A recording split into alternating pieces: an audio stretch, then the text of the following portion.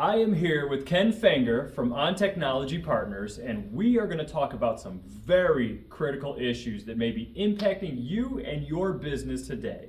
So, it's no secret that there are major cyber issues that are happening to companies all the time, whether it be ransom attacks or business email compromise. These issues are happening and they can really impact your business negatively. So, Ken, tell us a little bit about your business, and then we're going to just get into the weeds on some issues impacting businesses. So, On Technology Partner is very focused on helping companies, especially small business, be able to get the cybersecurity they need to be protected, and also specifically working with the Department of Defense on how to meet the new CMMC standard.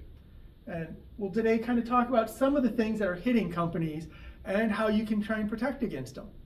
Excellent. So we're dealing with these cyber issues fairly regularly now. So in cyber insurance, many of you have completed an application that just starts to ask a lot of questions that you just may not be so sure of. And one of the big ones is called MFA, Multi-Factor Authentication. Ken, can you tell me what multi-factor authentication is? So, multi-factor authentication is where you have multiple ways of authenticating yourself. Usually we think of it when we think about our banks. So when you get on your bank nowadays, you have to put in your password, and then your phone suddenly buzzes off with a 6-digit code that you have to put in, and usually you have about 5 or 10 minutes before that code expires. So when you do multi-factor authentication, it helps to make it harder for somebody to be able to attack you.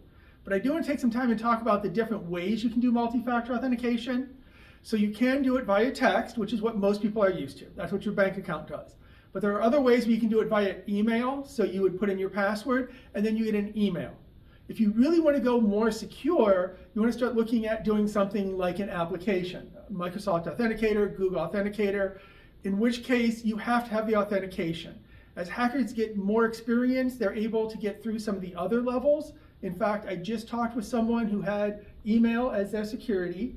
Somebody got into their email, got their password, and then used their email to change their multi-factor authentication. So if you do it, try using the application where you can.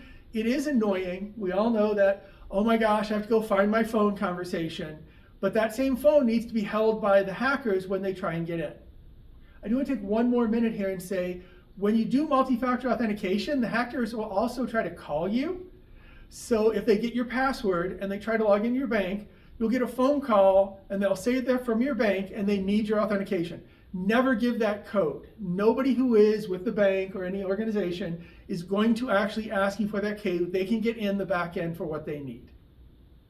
That is fantastic information. And again, protecting yourself is very critical. This is a speed bump, but it can deter a hacker from really trying to get into your systems. So, kellernational.com. If you have questions about cyber liability insurance, please go on there, request a quote, it'll come to me. Ken, where can they reach you at?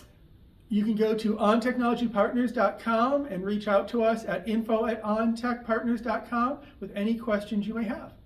We appreciate you.